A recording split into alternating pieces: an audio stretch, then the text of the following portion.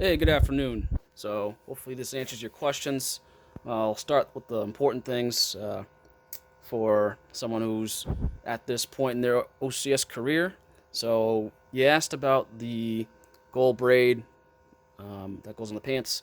So it's going to go to the front of that hip pocket there, all the way down to the bottoms of your trousers, but literally directly centered over that seam that's already there on your blue pants, your blue trousers. Moving along to the jacket.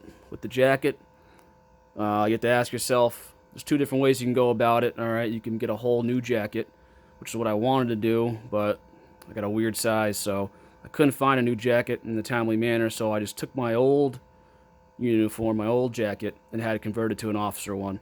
So in with what I had before, being enlisted, you're gonna have your rank on the shoulders here or on the arms. All right, so that's got to come off, which mine is already, as you can see. And then also, you're gonna have like a flap on here. Excuse me, a flap, shoulder flap that fits in and is hooked to your shoulder with a button. So you got to get those removed and have these little metal clips put on for your officer rank. So with that, those clips should be put on so that your rank, your officer rank, is in line with the seam on your shoulder. So I'll show you one over here, other one, because it's already in, but you see how the seam is literally lining up right offset with the rank itself, the shoulder board. Okay. Then also moving along to the wrist, I guess we want to call it the braid that goes on your wrist there. Right now it's probably all gold.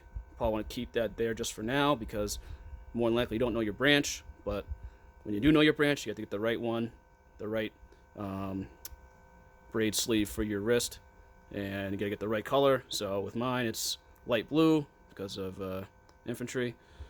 Every branch has a different color, so make sure you get the right color because I know they look kind of funny when you're buying them in the store. So just say it on the container when you buy it.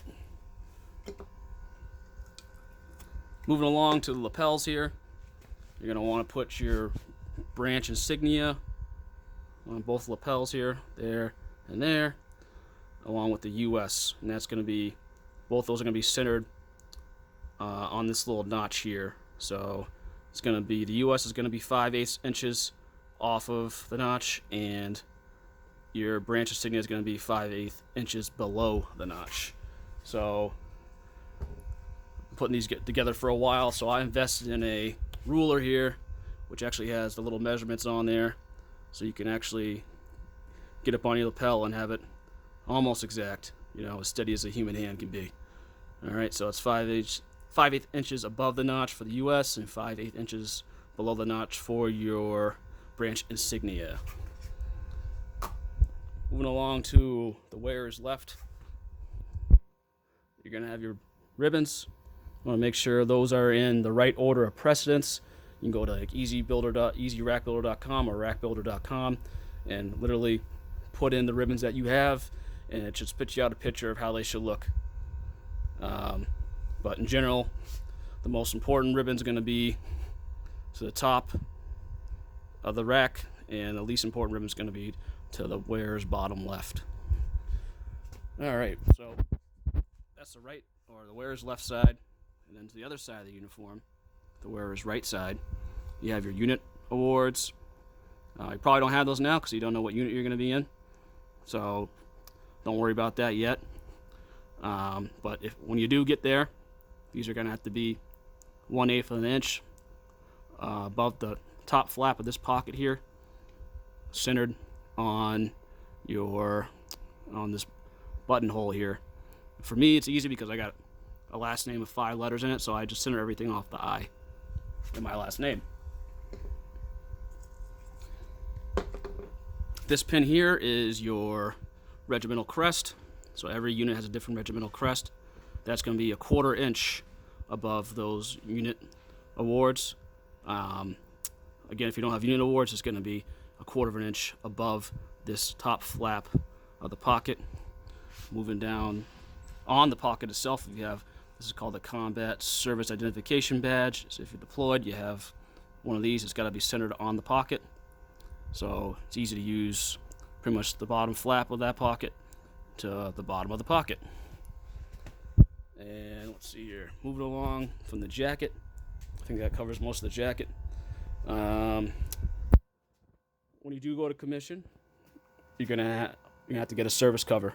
So I had a enlisted service cover before with this dark blue and yellow braid on the hat, which will go right here. But you get to get your branch braid color for the hat on top of here, on your hat itself. So I have to remove this and put this one on. And then if you have one of these and you were enlisted, you got a black strap that would go on the hat. That's going to come off, and you got to get a gold strap. Let's see here. Also with the service cover, you have to get an officer crest. If you had the enlisted one, you had this guy on there before. Let's see, and I think that is everything. But hey, if you got any more questions, just let me know, and I'll be willing to help you out. Oh yeah, the beret too. So again, once you actually commission, you got to get that gold bar and put that on the flash, the blue flash of the beret, instead of whatever unit one you had there before. But you guys probably gonna leave it blank for now until you commission.